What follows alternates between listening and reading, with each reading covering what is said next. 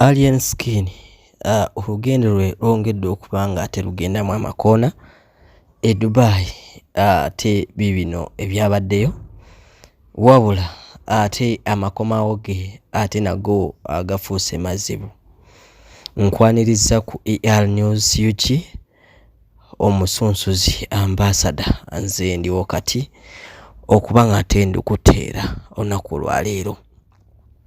Olunaku lwa Friday ennaku z'omwezi ziri 7 omwezi ogw'omusanvu 2023.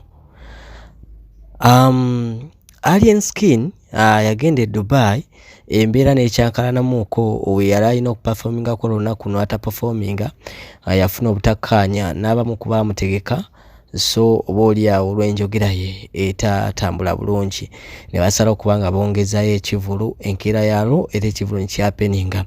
Bino byenkulaga bye bimu kubanga nti abawagizi baali bamwesunza okuba ate nga bamulaba era of course kololo yajja n'aperforminga basanyuka nnyo nga omulabaawo.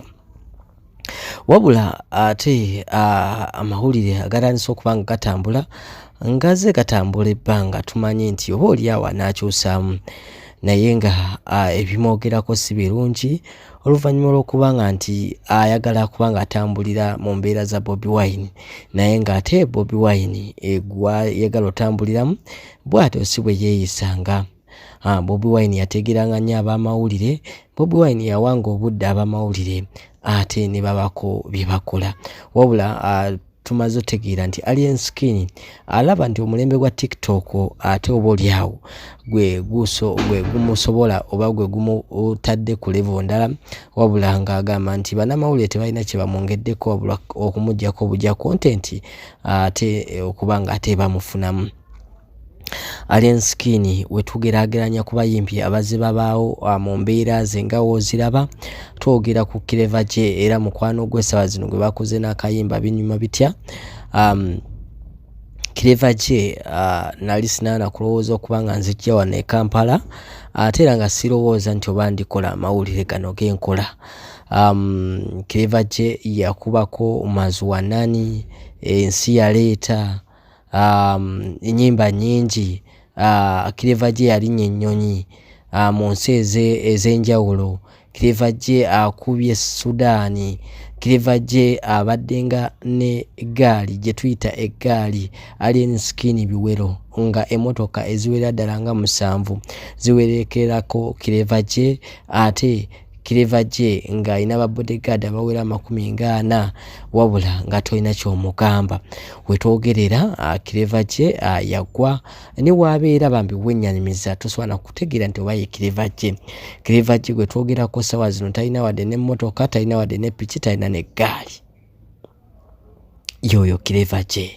So wetuba twogera ku Alien Skin oba oliawo nti n'amawulire gatandise okuba nga gamuggyako engalo wabula yeetaaga okuba nga asabirwa oba oliawo n'okubaako abamutegeera abamubuulirira asobola okuba nga basobola okumutegeeza nti bannamawulire bano beetaaga nnyo because basobola okuba nga bakuluŋŋamya era be bamu abakutegeeza eri oba batwala obubaka eri abakwagala ennyo singa oba oliawo nti amawulire tegabaawo wandibadde nga ate teri kigenda maaso.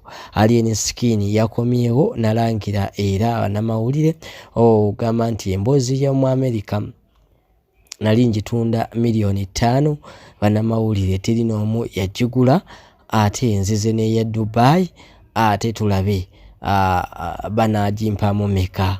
Gwe ali awo ku News UG njagala osooka ompeka comment awo olowooza emboozi ya Alien Skin ey'e Dubai esaanagulwa meka oba teyeetaagisa okuba ng'egulibwa wabula ate n'agigabira obwereere.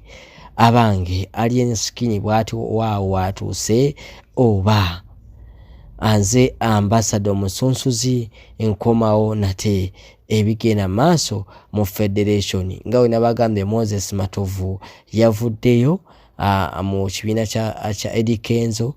Big I naye ate avuddeyo okubanga ate yeyongera okuba nga yennyamira agamba nti oba abantu abakulu batandise okuwabulira ekibiina kya Eddie Kenzo ate olwo abaana bato bakole ki.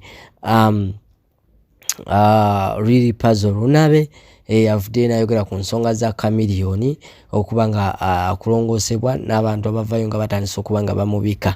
Byonna tugenda kuba nga tujja okuba nga tubyogerako awo maaso, kyolina okuba kiri kintu kimu okuba nga weekuumira ku mukutu guno. Tuli bapya nnyo naye twabasuubiza okuba nga tubawa updates ku updates ezitambula mu UG mu ggwanga lyonna.